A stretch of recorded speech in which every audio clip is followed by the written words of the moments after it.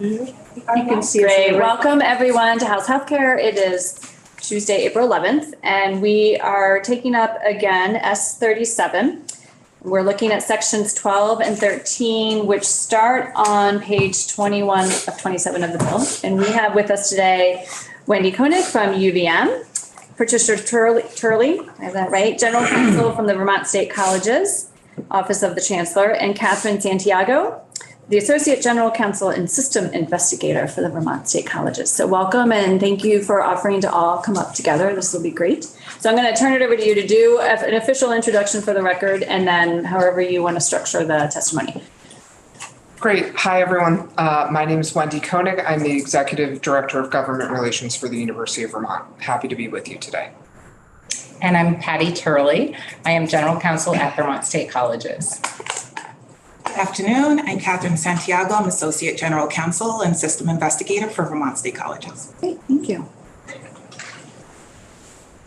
So we have all testified in the Senate on this bill. I think that we are all happy with the language. I don't think there are any objections to anything in it. I'll tell you that in my testimony before the Senate, which was very brief, I'll just say that at the university, our priority within student health is the wellness and appropriate treatment for all students. We do offer currently healthcare services, both gender reaffirming care and reproductive healthcare services through Student Health on Campus. Those run the gamut of a lot of aspects of those two forms of healthcare. The one thing we do not provide on campus is surgical services of any kind through our student health. However, we are in a fortunate position of being located in downtown Burlington, literally a block away from the University of Vermont Medical Center. So when students have a need that goes beyond what we have at Student Health, we're able to easily refer them to the medical center, which is very close by. So in terms, we don't really have a lot of issues with transportation. But if a student has a need that we can't provide them at UVMMC, we would figure out a way to refer them elsewhere. Great. And thanks for the opportunity to discuss the bill with you. I also testified in front of the Senate committee. And the Vermont State Colleges are in a different place than UVM. We don't provide medical services such as these on our campus. We provide very limited services, primarily mental health services on our campuses. And each campus is configured slightly different depending on the needs of the student population. So we do not have routine medical services that are provided to students. So for the most part, our role here is to assist the students in if they are looking for us to help connect them with medical services, to provide them with information on referrals. We are fortunate that in Vermont, there are health centers nearby. There's Planned Parenthood often nearby, and there are larger medical centers near enough by. And so that is our goal in how we respond to our students' needs for these and other services. Okay. And so do you have any concerns with the language as written? No. I did not. We appreciate the editing that was done to reflect a reporting structure for us to provide information about what we do, what we provide. That makes good sense to us. Earlier iterations seem to be looking for us to provide, to perhaps need expertise from outside. We do not have internal expertise on these areas. So. Okay, so you'll be able to do the reporting and get back to us. Okay, great. And I'm assuming that was for both of you, or did it was? Okay. Nothing further to add at this point. Okay. Yeah. Do you mind some questions? Not a problem. Art? Yes, thank you. My question is for you, and I forget your name. I'm Patty. Patty. Yes. You refer students to some of the free pregnancy centers that are available throughout the state? I believe we do, but I believe we give them information about what's out there. They Okay, choose all where right, to go. that's what, you do include those free clinics that are available, like First Step, Castleton, First Step is in Rutland. You hopefully would refer them to that as well as any other place. I expect we provide them with the range of what's out there, and then they choose. So I'm not familiar with First Step particularly, so I don't have that specific Is there a list information. somewhere of who you refer students to for this stuff? I do not have a list. I do believe it depends on what the student's asking us for. Okay, but if they're pregnant, say, and asking for advice about pregnancy, I wonder, you know, is there a list that someone might have, not today, and I understand that, but that someone might have of who you refer them to? I expect there is, yes. I Okay. don't happen to have that. But Yes. can you get it to me? I'm sure I could, Okay. yes. Thank you. Brian? Yeah, it sort of piggybacks on Representative Peterson's question.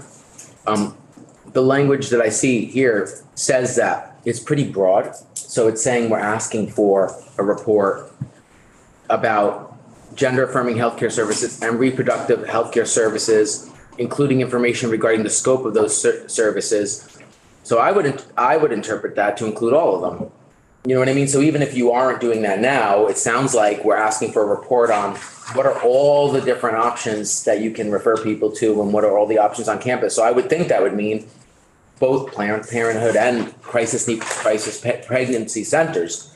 But it also sounds like you would be telling us what the services are at those places too, you know? So in other words, who offers what?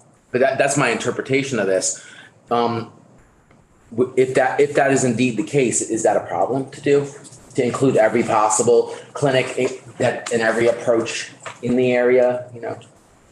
That's a really good question.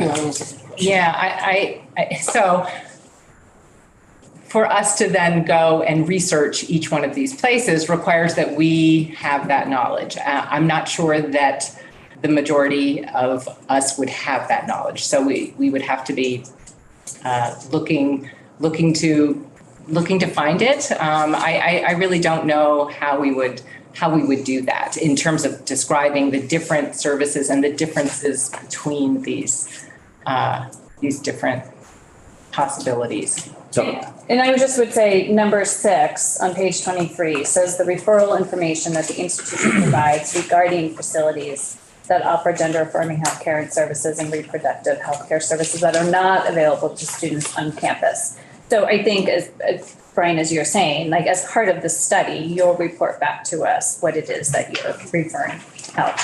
what I'm hearing though is that we are asking you to do some extra work because you may not have that information yet. So we might want to think about how do we help, you know, and I don't know how to do that. If it's like, if the state can somehow create an inventory of all the places and then the schools just go to that and say, what's in our region? And then pull it from there, you know, like there might be a way what I'm getting at is there might be a way to roll this out so that it's efficient. Like every school isn't doing its own homework. Maybe the state, you know, makes a grand list and then the school just looks at what's in our region, what's in our county. And then you can just tell us. I don't know. I just trying to honor this without creating unnecessary burden. And I would see that as a potential second step after we get the study back to understand what is already happening out there. What does UVM provide? What are the referral services? I mean, there's quite a bit here that we're asking for. Take this study that comes back to us next year, I believe, is the first one, and then again every year after. Yeah. So It sounds like though we're just because I want to understand this. It sounds like we are asking institutions like educational institutions to do the work and then give it to the AHS to report to us versus the state doing the work and then letting them have that information to, you know what I mean? So. right, because I think what we're asking for here is not what could they do, but what are they doing now? So what are the universities and state college system doing now? Give that information to AHS, they'll compile it, bring it back to us and Senate Health and Welfare, and I don't know what other committee. And then from there, we can determine what might still be needed. Okay. Does that make sense? So then it's kind of up to the school. I know it's supposed to be questions, but you raised a concern that I think with you here, we should like just understand, like, so then we may see inconsistencies between the schools. Some schools may do some things more than others. Some schools might be like, whoa, we need to figure this out before we report it. So, but we're just saying we want to know what they're doing and we're not making them doing anything extra. Correct. Okay, all right. What is happening in the world today? Right. What is the status Yeah. of the information we have today? Yes. And that's okay with me. Yes. All right. Leslie and then Topper? Thank you. I'm wondering if your health services have policies on referrals. Do you refer to licensed organizations, organizations registered with Office of Professional Regulation? So who sort of vets the referrals? And what are the criteria that you use to have that referral be legitimate? I would have to go and confer with student health to ask them that question. I do not know the answer to that off the top of my head. I would really care about that because I think referrals from universities should be within the medical system and consistent with our laws and professionalism and that kind of what we created as a whole system of safety and want to protect that. Yes, I know that we have some nurses on staff who might be assisting in providing information where a student is requesting outside referrals, but we don't refer in the sense of as a medical referral is done. We don't do that. We provide them with information so that they can select the resource that they would like to use. Yeah. But the information that's provided, since it's coming through your health service, has a legitimacy to it, to a student, I would imagine. And you talked about referring to UVM for gender affirming care if you can't do it in your own clinic. So I'm just thinking that you are making those kinds of referrals to a licensed organization. Yes, we absolutely are, but I do not know the totality, the holistic extent of if there are other services that a student asks for and would like to receive, what our universe of all the referrals are. I would have to go back and ask for that information. And that would be part of this study as I read it. Exactly. Yes. That's what we're asking you to do. So how could you be prepared yet? Right. You good, Leslie? Well, I had trouble with that, but Okay. move on. Okay. Topper and then Daisy? Do you have a written protocol at the State College system and the UVM? A written protocol that tells you what you should do if a student presents with either of these requests? I'm not aware of a written protocol for that, and I think that's in part because each of our colleges has a different, they have a different student population and different resources around them. So, but I'm not aware of a written protocol. I'm not aware of one. And I will say that, again, I would have to find that out. I mean, I do not know if the protocol's in writing or not. And the reason I asked that question, Madam Chair, is at least I thought I heard that we don't provide these services, we refer out. And I heard that correctly, didn't I?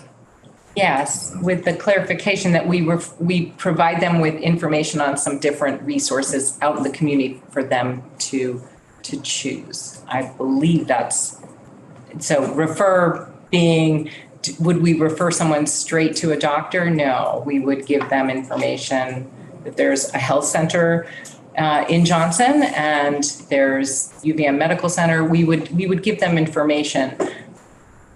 We wouldn't make the referral the way I think of a medical referral. What if you're referring them to UVM? Do you pay for them to get there? How do you get them there? So we have assisted students with transportation to different medical, for various medical reasons. So it depends on if the students ask for that, we want to help connect them with the medical service they need. Okay. And UVM is slightly different because we are providing medical services some of our medical services are provided through student health. For example, testing for pregnancy can be provided through student health. We wouldn't have to refer out for that. We can do that on campus. But if it becomes a more complicated service, we may have to refer a student off campus. Okay.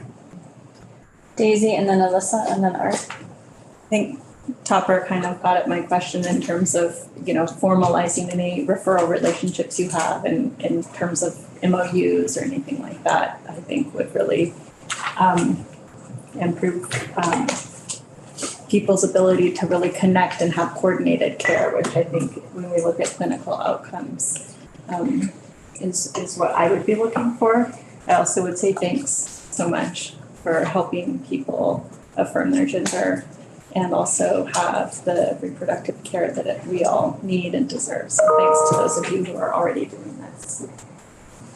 Melissa?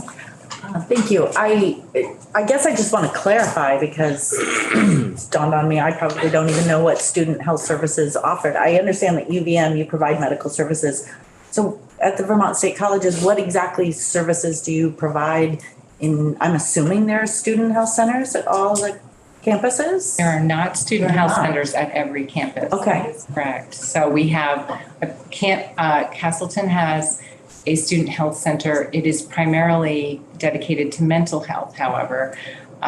Linden has a part-time professional who comes to campus limited hours a week for student services. So it's quite limited in the sense of we do not provide regular medical services. So even like if someone is just sick, like has the flu, there's not really services provided on campus for students? They may not be provided with medical services. Okay. They would be connected to. Yes. Okay, I guess I didn't know that. Learn something new every day. I have another one. Okay, Art. Yes, regarding UVM, who pays for these medical services? Is it spread across the tuition, say, of all students, or? The students are required to have student health insurance that cover their costs. Okay, so Yeah. they're paying for that health insurance? Correct. And Either them or their families. They use your facility as part of that? Yes, I mean, essentially, student health runs as a primary care clinic. Okay. Yeah. Okay, thank you. This question may be a little dicey, but I've got to ask it. A woman is raped. That woman, I'm not a woman, so I don't know what they're gonna go through, but I'm sure that they're really upset. What service do you provide that individual? Well, I think there are a myriad of services that can be provided. Tell me one. So UVM has a relationship with a company called Hope Works that provides counseling for sexual violence related incidents 24/7 through 65. So there's someone that can speak to someone who's been through that. They also may access student health services for medical testing that they might need in conjunction with that kind of a scenario. And there's also a Title IX office that works with students to report crimes and also to be referred for counseling and other services. So it's quite robust across campus. There's sort of legal services if you need them. There are medical services, there's counseling services in a variety of ways. So we try to support students holistically that way. And I will ask Catherine Santiago to provide information on this. At Vermont State Colleges, because there's several different institutions, the services look different on varying campuses. All of them have access likewise to UVM, to a Title IX coordinator. on campus. That person would work with public safety to address any immediate needs. For instance, at Castleton University, there's a victims advocate that would connect with that person immediately, but certainly it's an immediate nature if the complainant or if the victim wishes to have immediate contact. Sometimes that is not the wish. They don't want immediate services, but if they do, those are available. Some of the other services available, for instance, at VTC in Randolph is referral to medical, all of them will refer to nearby medical clinics or hospitals, but particularly in Randolph, they have the same center. And so then you have an opportunity to have a nurse practitioner who's specifically trained in rape or sexual violence to connect with that person. And certainly these are all services that we would assist with getting the students there if they wish. But certainly if they're not interested in those services at that time, they just need to speak with someone is available to speak with, whether it is the Title IX coordinator, or residence hall director, public safety. Everyone has been trained in those sorts of areas involving Title IX. Thank you. Daisy? I'm curious, I'm sure you all know Black women's maternal health has drastically worse outcomes than our white maternal health. They die at 3 times the rate we do in childbirth and pregnancy-related disasters, crises. Are any of you considering, and you don't have to answer this now, but considering speaking to Black women's maternal and reproductive health in response to this language? Again, that is something I would have to go and speak to our medical director at Student Health Services about. I don't know the answer to that. I'm sorry. And similarly, we would want to connect with the folks who are connecting with students to discover whether they are already done that or are they planning to. Yeah. Brian?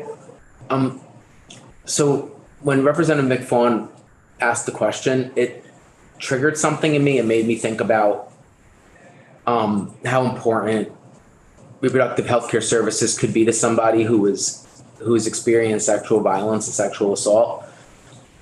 But you framed it as like for women, but transgender and male people get sexually assaulted too. And then I went off on this thing in my head and I was like, and so this isn't a question, but it's something to flag, although you could certainly weigh on it, is that we define reproductive health care services as supplies, care, services of a medical, behavioral health, mental health, surgical, psychiatric, therapeutic, diagnostic, preventative, rehabilitative, or supportive nature relating to pregnancy, contraception, assisted reproduction, pregnancy loss management, or the termination of a pregnancy. But another potential harm of a sexual assault is actually sexually transmitted diseases. And I'm wondering why we don't include that under reproductive healthcare services. And I don't know if that's like a alleged counsel question.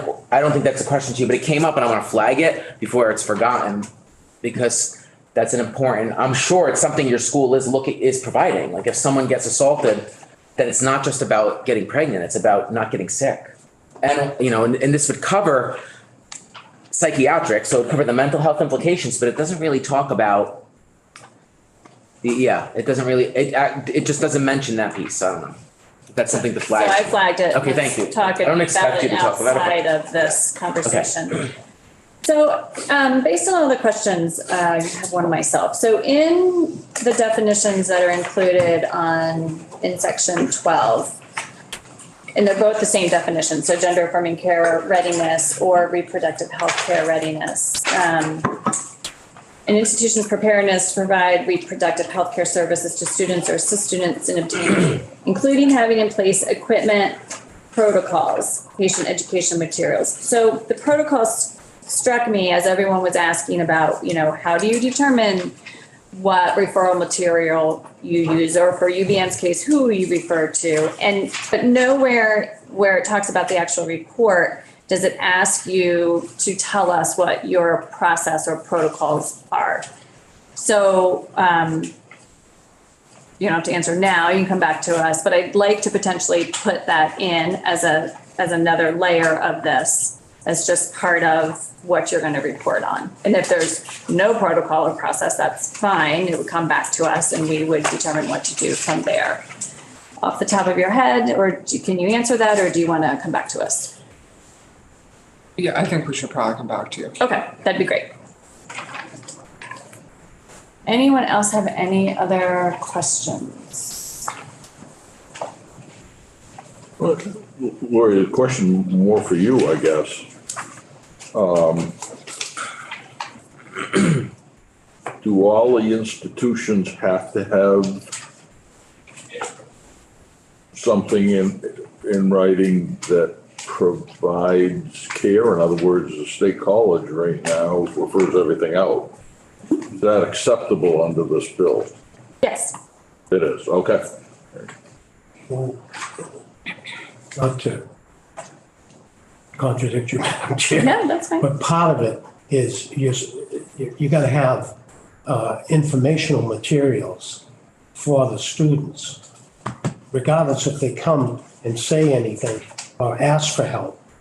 You have to provide materials for them so that they could do it on their own if they Right. wanted to.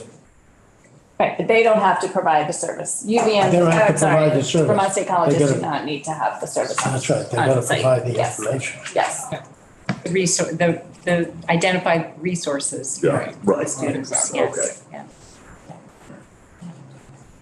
and you can always contradict me. Thank you. Mari? Actually, it's just a report. So this bill isn't requiring them to do that now. Right. It's just a report. What are they doing? What is the status quo? What is happening How they today? doing it? And what will, That's what it's at. right, what are they doing today? And then we will have it in It's front of us. not to requiring look them at. to do it now. No. Okay. The data that you collect, you must record it all, so you know what referrals work and what ones don't work. Well, Well, the data from students is protected under federal law. Yes. So it's not something that we normally give out or share. No. And I don't know whether or not every referral is recorded or not. I don't know. Right, because once you refer them, Right. there's we don't no, have access to To their their- medical record. Right, no. Right. So we wouldn't know unless they come back to talk to us about an experience. yeah, and I just want to be clear again with the Vermont, is it still Vermont State Colleges? It is, it will remain Vermont State College. Okay. Vermont State Colleges. When we hear refer, we often think of go see this provider. That is not what is happening. You are providing materials with places that they can go to receive the help that they're looking for. Yeah, on that note, I want to just clarify something. So at the crisis service where I work, people call sometimes and don't want to tell you who they are. They say, I'm looking for someone, for help. And you can give them a list of names. You don't connect them with someone. You just give them a bunch of information and then they choose to do with it what they will. Is that a practice that you also engage in? Where if someone calls and says, I don't want to tell you my name, but I want to know where I can get a certain service. Yes. Would you still say, here's some numbers and names, or here's where you can look up? Okay. But can I follow up on that? Might you record a list of calls? You may not have a name or whatever, but just to keep a medical record. I mean, I'm thinking of it from a medical record point of view. Is there anyone following along that information? Probably not. I don't know. Yeah. I don't know the answer to that. Yeah. I would think, I don't know, as a medical provider, I would wonder where people are going, at least to have a record, to be able to look at gaps or, look at what people need. Well, the medical provider would have that information that they're going to. No, not necessarily, if there's no name. Oh, right, in that case. In that case, but I'm just wondering if you keep a record, a log. Call 1, call 2, as people interact. That's what I'm wondering. If there's- And you said you don't know, right? I No, don't. no, Exactly. I'm not expecting that you would, but I would wonder, well, if I worked here. Sorry? So I'm reading the bill a little bit differently. I'm at more of a 10,000 foot level. I don't think this bill is asking for such detailed information. If you Yeah. look at, they're just the referral information. And while we're on that word referral, I think it might be a good idea to change that language because it is confusing. Yeah. That's what I circled too. But all we're asking is for the referral information the institution provides regarding facilities that offer, so referral information. And then the availability, convenience, cost of public transportation. So those are all not so detailed things that we're asking them, so. But we are asking whether the institution has any operational healthcare on campus, whether the institution employs healthcare providers on campus. But we're not asking for them to tell us how effective this service is. Oh, no, we're not. How many people No. go to this place, how many people go to that place. I think that we are not. that's too much to ask, and we're not asking that in this bill. No, thank you for that. We are not. Brian? Yeah, on that note, like, there might be cases where there are referrals, but to make sure it's more expansive, might we add something like a list of resources provided versus just saying referrals, you know what I mean? We can talk about changing All right. the referral, but I don't want to change the intent. No, that's not what I was getting That's in front at. of But do you us. feel like if referral implies too much of like a direct, because I get what Mari's saying, like in healthcare, referral can mean you just give a list, but it can also mean like you call the primary care physician, you say, here's the problem, then they say, I'm referring you to a nutritionist, and they send you to a specific person. So do they make sure it's as expansive? If we said something like list of resources provided regarding these services, like do you feel like that would be fair or? Sure. Maybe we can work with Ledge Council offline. Yeah, we'll work with Ledge All right. Council and we'll send you some proposed language. Okay, good. Daisy? I was just gonna say referral means that there is a formal relationship or an MOU. Whereas if we say resources, it's just the list of things. That's why if we wanna have detailed information, then exactly what you're saying. Yeah, like I don't give referrals, say- well, I give them a list of resources. I don't Right. ever say, here's who you should go to. And I say, here's some options, and then you can go to your insurance providers and look through their entire list to see who's covered, so you don't have to deal with that piece. Right. I don't say, go see Mari Cordes. So, and that is a referral. So that's why I think we might want to clarify. So, Yeah. yeah. And there's a formal relationship Yeah. behind the scenes between the providers often. Yeah, where exactly. the provider talks to the other providers, hey, I am referring Yes. you, this person to you because of ABC. Yeah. Daisy and then Leslie? I may have missed this at the top. Did we talk about the, where this language was created and whether it was drafted in concert with the state? I know Brian was speaking to how it may be integrated with basically the community profiles or not. Am I imagining that? No, this section has nothing to do with community profiles at this point. This is just what we're requiring of UVM and the Vermont State Colleges to report back to us on their readiness to provide legally protective healthcare. Okay, It's like a basic assessment of what's already happening. Yes. never mind. I'm gonna hold that question then. Okay. Leslie? I totally get that this is just asking for current state, and that's, going to really help us move forward.